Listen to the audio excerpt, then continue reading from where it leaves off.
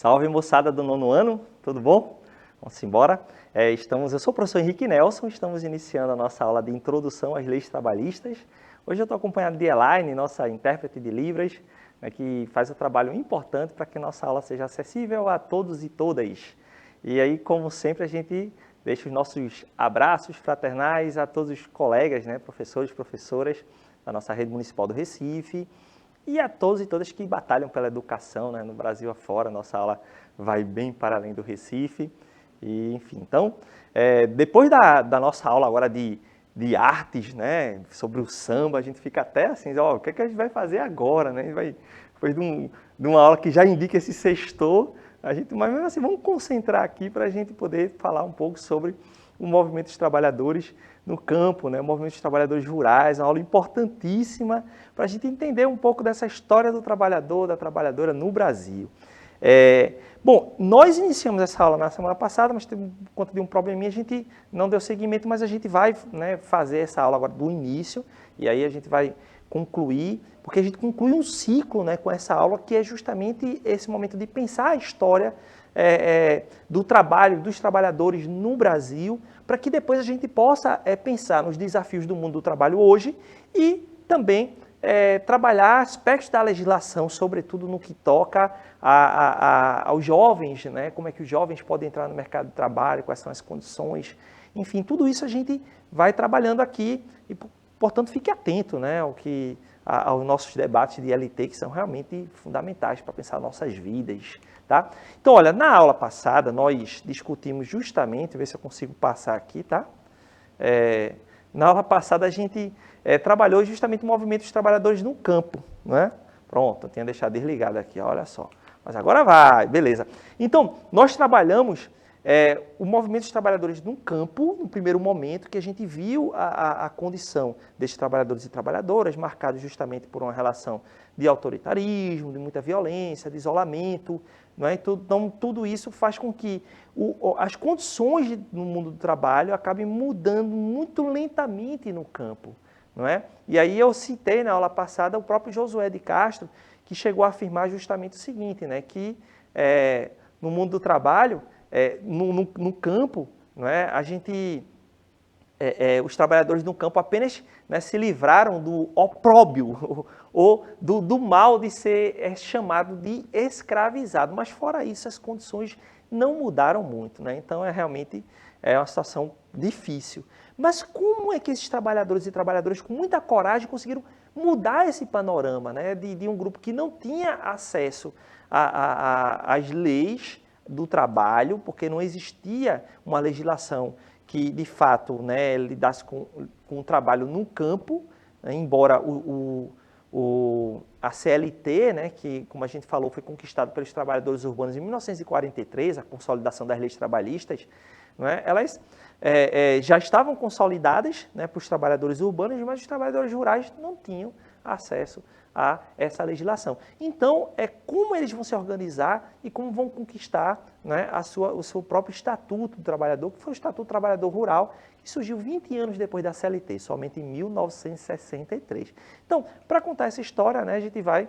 na aula passada a gente também trabalhou alguns intelectuais que influenciaram um pouco o mundo naquele período, a forma de ver a mobilização desses trabalhadores. Aí eu destaquei o Josué de Castro, o Paulo Freire. Então a gente teve uma aula bem bacana. Quem não assistiu, vai lá no nosso canal no YouTube, no Educa Recife, que está lá a nossa última aula de LT e vocês vão ver todo esse processo. Bom, mas para hoje, o que é que nós temos? Hoje, o objetivo da nossa aula é compreender o que foram as ligas camponesas. A gente vai trabalhar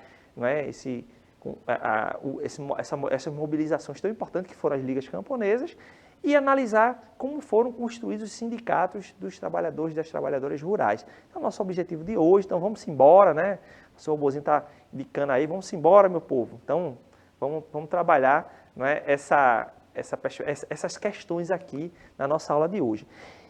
E para começar, a gente vai pensar esse sujeito aqui, esse é o Francisco Julião. Então, provavelmente, uma parte de vocês não tinha ouvido ainda falar sobre o Francisco Julião. O Francisco Julião nasceu no interior de Pernambuco, na cidade chamada Bom Jardim, fica lá no Agreste, em 1915.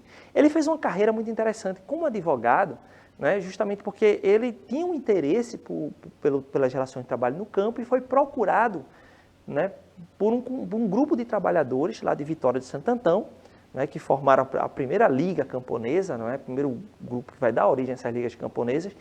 E ele comprou a causa, né? Ele advogou em prol desses trabalhadores e trabalhadoras e conseguiu, junto com a luta, né, daquele povo, né, que as terras fossem desapropriadas em prol desses trabalhadores. Então a gente tem o primeiro momento na história do Brasil em que terra é desapropriada com fins fundiários, né, de reforma agrária, podemos dizer assim. Não seria uma reforma agrária, mas pelo menos atender com justiça aos trabalhadores rurais. A partir daí, o Francisco Julião ele vai encampar essa luta, né, vai ser uma das lideranças do movimento do campo, embora não fosse um trabalhador do campo, fosse um advogado, mas ele vai representar muito bem isso. Depois veio se tornar um deputado, né, foi o primeiro deputado eleito pelo PSB, né, e teve uma carreira muito interessante, muito ativa, inclusive transitando entre os grupos, né, na América Latina toda, né, que discutiam a ideia de reforma agrária, dos próprios movimentos de esquerda na América Latina. Quando houve a ditadura militar, né, quando iniciou a ditadura militar, com o rompimento democrático, o Francisco Julião teve que fugir, foi perseguido e tal, e aí teve que sair do Brasil.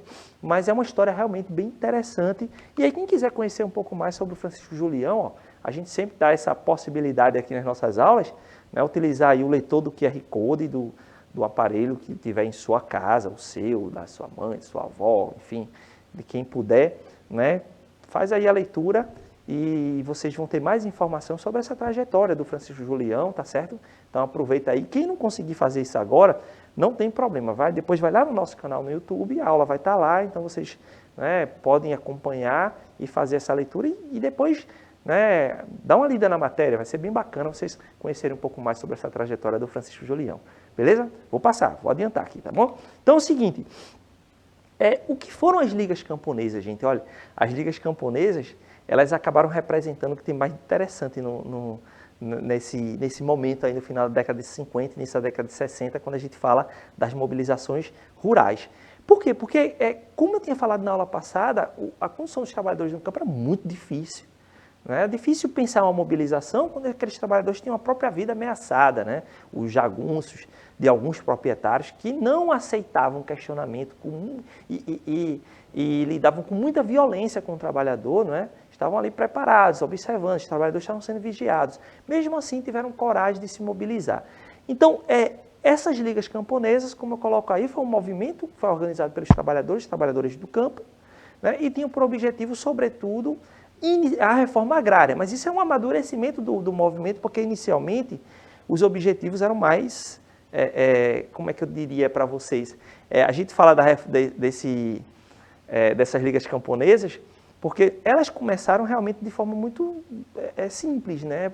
Os trabalhadores, eles formaram associações. Essas associações, elas tinham como objetivo realizar um auxílio mútuo, uma ajuda, né, para quem estivesse doente, para quem estivesse passando necessidade, para conseguir um caixão para os colegas trabalhadores que faleciam, né? Mas a partir daí elas vão amadurecendo e começam realmente a brigar pela posse da terra, por direitos trabalhistas, mas a reforma agrária vai ser a grande bandeira do movimento no campo, né? Então, ainda hoje né? Ou seja, o Brasil tem uma distribuição que, na verdade, não tem uma distribuição de terra, né? É uma concentração de terra, muita terra na mão de pouca gente, e uma grande parte das pessoas não tem acesso à terra. Isso gera um desequilíbrio muito grande, que inclusive tem um impacto econômico, social, como, por exemplo, o impacto social, o êxodo rural, muita gente tem que sair do campo vindo para as cidades, e aí gera outros problemas na cidade, né? Problemas de moradia, da violência, da falta de emprego, enfim. Então a gente tem um conjunto aí cuja a reforma agrária, né, ajudaria a resolver. Então a gente precisa realmente observar que os problemas no Brasil estão totalmente conectados. Então, lá no final da década de 50, que é um processo de modernização no campo, novo momento de modernização no campo, mas as relações sociais de trabalho não são modernizadas, e aí esses trabalhadores e trabalhadoras vão se colocar, né, eles vão querer o acesso à terra. E, inclusive, no final da década de 50, muita gente começa a ser expulsa da terra. Por quê? Porque viviam há muito tempo nas terras do senhor, que tinham latifúndios, proprietários de usinas, né, nas terras da usina. E aí, quando eles começam a mecanizar o processo, eles ampliam a área de plantio e, com isso, expulsam muitos trabalhadores que viviam naquelas terras há, né, décadas, suas famílias, seus pais, seus avós. Então, isso vai gerar uma revolta também, e aí junta a falta de direitos. Isso vai fazer com que que ocorram muitas mobilizações, e o Recife vai estar, né, no olho do furacão desse processo, né, porque a gente tem aqui, né, algumas figuras como o Francisco Julião, que vai ter um papel importante e vai ajudar a mediar as relações com o governo, né, e como eu falei na aula passada, figuras como Miguel Arraes também.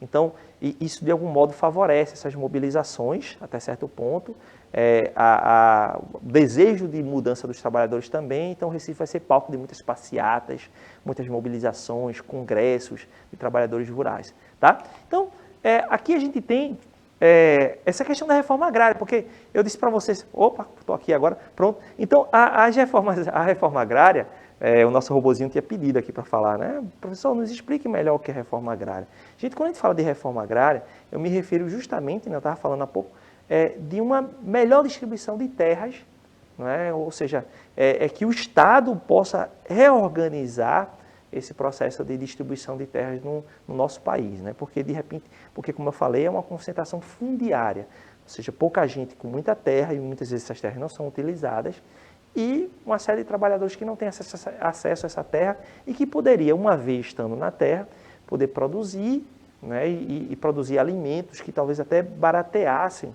né, a cesta básica, por exemplo, de quem vive na cidade. Seria uma consequência bacana disso. Ao mesmo tempo, claro que teria um lugar para que os trabalhadores no campo pudessem trabalhar, pudessem viver com mais dignidade e não ter que vir para a cidade em busca de oportunidades e tal. Então, a gente precisa pensar realmente na ideia de reforma agrária. Por quê?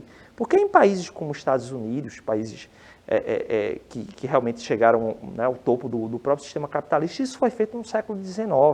Após a Guerra Civil Americana, eles fizeram um trabalho de discutir a reforma agrária. No Brasil, o que aconteceu foi o contrário. No século XIX, se proibiu, não é, que sujeitos mais pobres pudessem ter acesso à terra, não é, com a lei de terras, e que houvesse uma concentração, e acabou, né, gerando uma concentração maior de terras. Então, o Brasil fez um processo contrário, e o resultado é isso que a gente tem hoje, né, a luta no campo, trabalhadores sem oportunidades.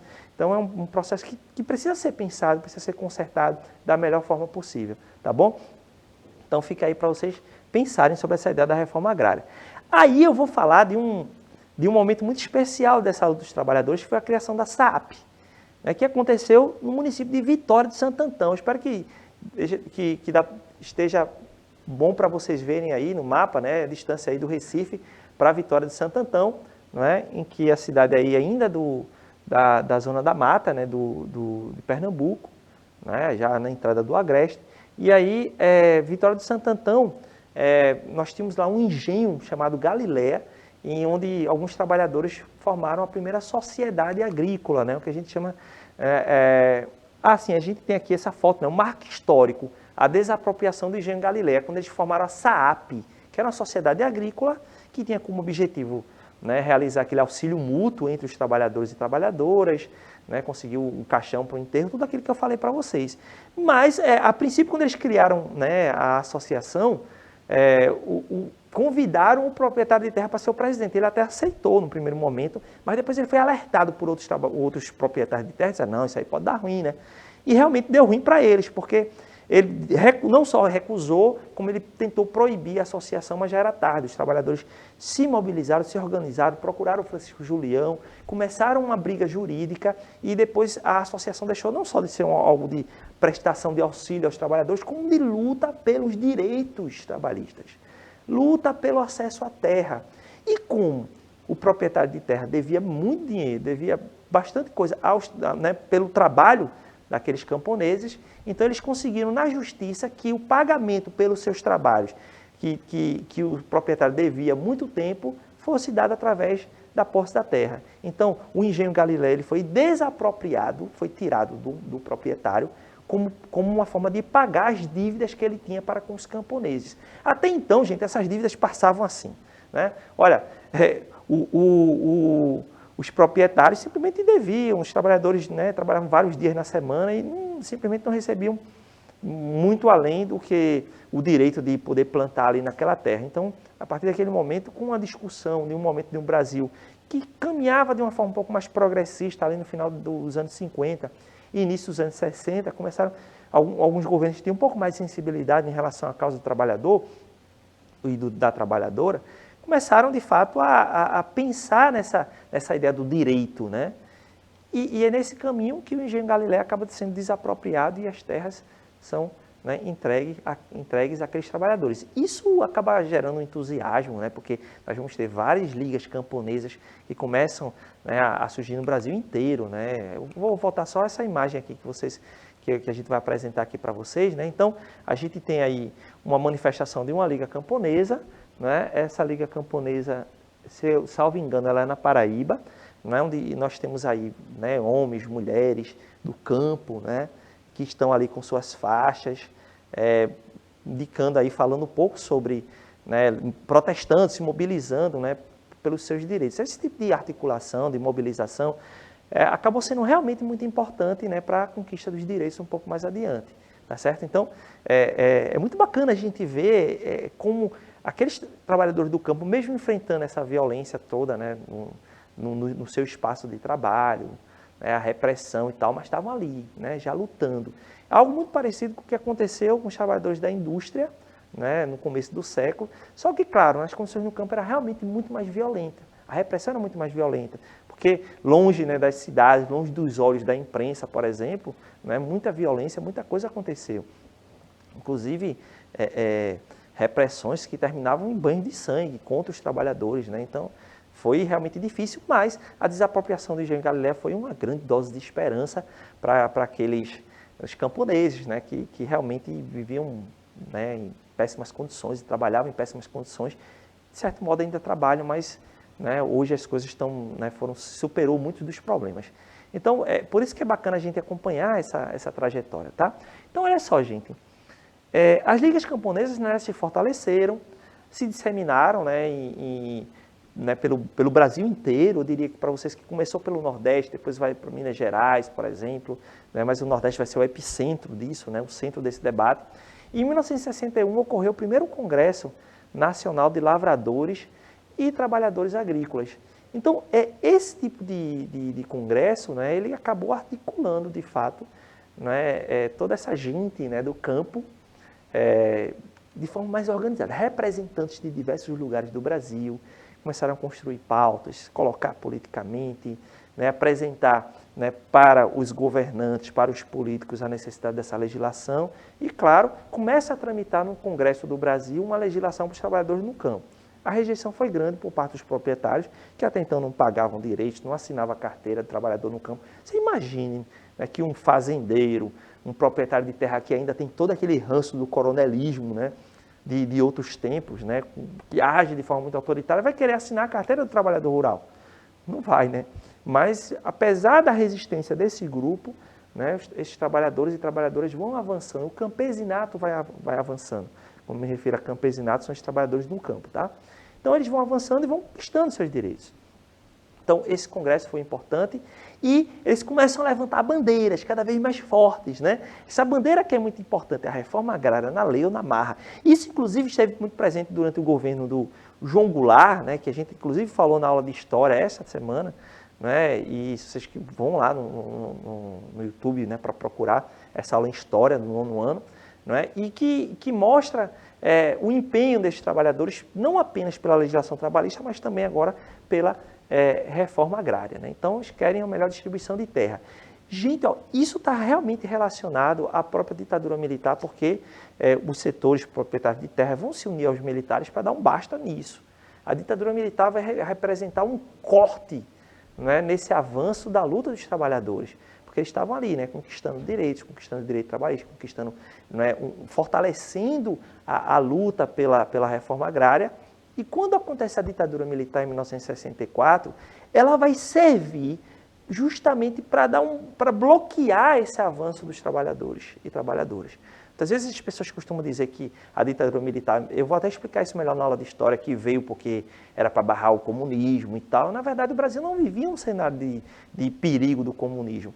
Vivia, na verdade, um crescimento progressista de conquista de direitos, que eram direitos justos, que nos países capitalistas já existiam há bastante tempo. Né? Então, a ditadura vem realmente como um movimento retrógrado para impedir, entre outras coisas, o avanço da luta dos trabalhadores pelos direitos justos, tá certo? Mas até aí, né, os trabalhadores estão avançando, a gente ainda está em 1961, tá certo? Esse contexto da Guerra Fria, claro, ele vai, né, ser muito forte, né, para que a gente possa, né, pensar melhor esse cenário, porque, veja, a nível mundial, o que estava acontecendo? Essa disputa entre Estados Unidos e União Soviética, a gente tem explicado isso na aula de História, uma preocupação muito grande dos Estados Unidos de qualquer mobilização que flertasse, né, que namorasse, dialogasse com uma visão de mundo que não fosse americana, que não fosse capitalista, o modelo capitalista defendido pelos americanos. Outro modelo capitalista ele não se inseria, ou então, muito menos, o socialismo. Então, claro que dentro das mobilizações do movimento no campo existiam setores ligados ao socialismo, ligados à esquerda latino-americana, porque isso era uma pauta, né, dessa esquerda latino-americana naquele período. A própria Revolução Cubana, que a gente falou essa semana também na aula de História, ela está ligada a isso, porque a Revolução Cubana ela foi uma revolução que começa no campo e ganha as cidades. Né? Então, a gente vai entendendo essa lógica, né? Começa no campo, ganha as cidades, e a reforma agrária era um dos motes da luta da Revolução Cubana, né? Acabar com a ditadura do Fulgêncio Batista, realizar, né, uma reforma agrária, o acesso à terra, tá certo? E aí, de repente, Cuba se tornou um grande inimigo dos Estados Unidos, enquanto em 1961 acaba, né, indo para o lado da União Soviética e se declarando socialista, né, 2 anos depois da Revolução. Então, é de se esperar que os americanos temessem essas mobilizações no campo aqui no Nordeste. Inclusive, algumas chamadas nos jornais, algumas matérias que foram escritas, por exemplo, o The New York Times, dizendo assim, o Nordeste pega fogo, né, por conta dessas mobilizações, e o medo que aquilo ali pudesse se transformar realmente numa revolução. O que diria, né, os estudiosos do período que estava longe disso. Mas existia sim um temor, existia o temor dos proprietários rurais. Então, tudo isso, esse cenário vai fazer com que haja também um outro movimento contra essas mobilizações dos trabalhadores rurais. Tá certo? Bom, de qualquer modo, a gente continua avançando, né? Eu falei também de um governo do Juscelino Kubitschek, que para aqui para o Nordeste foi criada a SUDENE, né, a Superintendência para o Desenvolvimento do Nordeste. A gente tem um prédio da SUDENE que fica aqui no Recife, né, ali em frente à Universidade Federal de Pernambuco, do Hospital das Clínicas. E a SUDENE tinha esse papel de desenvolver o Nordeste, né? E aí, quando a gente fala do desenvolvimento do Nordeste, passa também por melhores condições para os trabalhadores no campo, tá certo? Então, gente, ó, dentro desse... ainda posso destacar aqui a presença do Miguel Arraes. O Miguel Arraes foi prefeito do Recife entre 1960 e 63 e se tornou governador entre 63 e 64, quando a ditadura o tirou do poder.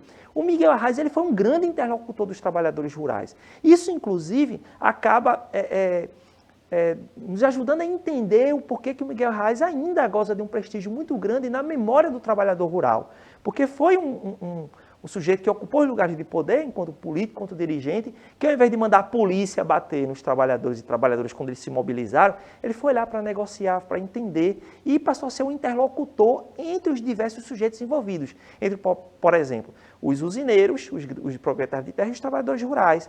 E aí conceder, né, algumas das necessidades dos usineiros para que fosse atendido às necessidades dos trabalhadores rurais. Então, ele vai intermediar esse diálogo, tá? Então, é muito importante também. Bom, e aí, para a gente fechar, né, esse ciclo, nós vamos ter esses trabalhadores rurais que saem do processo das ligas camponesas, né, amadurecem aquelas ligas que tinham um objetivo assistencialista, mas que começaram a fazer mobilizações e adotaram um modelo que os trabalhadores das cidades realizavam, que é justamente a sindicalização. Começaram a surgir os primeiros sindicatos de trabalhadores rurais. E aqui a gente tem um símbolo aí da FETAP, que é a Federação dos Trabalhadores no Campo, né, Trabalhadores Agrícolas de Pernambuco, tá? Então, eu vou mostrar aí para vocês essa sigla, né, da FETAP, tá certo? Então, a gente vai cortar aqui para o nosso... Isso, muito bem. Então, essa década de 60 foi marcada justamente por essas mobilizações, um processo de sindicalização, não é? Que tudo isso vai só fortalecer o trabalhador, trabalhadora, né? Então, vocês têm aí a FETAP, vocês podem pesquisar um pouco mais sobre isso. E aí, em 1963, gente, a grande conquista desse momento, que foi o Estatuto do Trabalhador Rural, que a gente pode comparar ali, não é, a conquista da CLT em 1943, que é quando esses trabalhadores conseguem leis que regulamentem o mundo do trabalho no campo. Foi realmente uma grande conquista, né, uma grande vitória para esses trabalhadores e trabalhadoras. Então pesquise mais sobre esse Estatuto do Trabalhador Rural, tá? E aí, gente, a ditadura militar acaba sendo realmente um grande corte aí, né? Que, como eu disse para vocês, ela vai frear esse movimento, porque os líderes do campo vão ser presos, vão ser perseguidos, e esse movimento entra no refluxo e passa a ser controlado pelos setores mais conservadores da sociedade, e com isso, embora o Estatuto do Trabalhador Rural ele continue firme, não é? Mas essas lutas elas deixam de avançar porque as principais lideranças ou estão presas, ou estão fugidas do Brasil, ou desapareceram, foram mortas, né? Então, o golpe militar representa justamente uma reação, né, dessas elites agrárias também que tentam impedir o avanço do movimento de trabalhadores no campo. Tá bom? Então, gente, para finalizar, hoje nós temos, né, como um grande representante dessas mobilizações o MST, o Movimento de Trabalhadores Rurais, que surgiu já no contexto do fim da ditadura, em 1984, e representa essa tradição de luta dos trabalhadores do campo, né, pela reforma agrária, pelas melhores condições dos trabalhadores rurais. Tá bom, gente? Então, para finalizar, vou deixar aqui para vocês esse joguinho aqui, ó. Use aí o QR Code, se não puder fazer agora, mas façam lá no YouTube. Vocês vão ter acesso a um joguinho muito bacana, em que o joguinho traz perguntas sobre as nossas aulas, e aí vocês vão lá, registram o nome de vocês, colocam a sigla da escola, tá certo? E aí eu vou saber, depois eu vou divulgar aqui quem é que foi desenrolado aí no jogo. Então, tentem, coloquei lá um modo difícil aí para todo mundo, né, se divertir e aprender também. Então, gente, é isso. Obrigado, até a próxima aula, tá bom? Tchauzinho.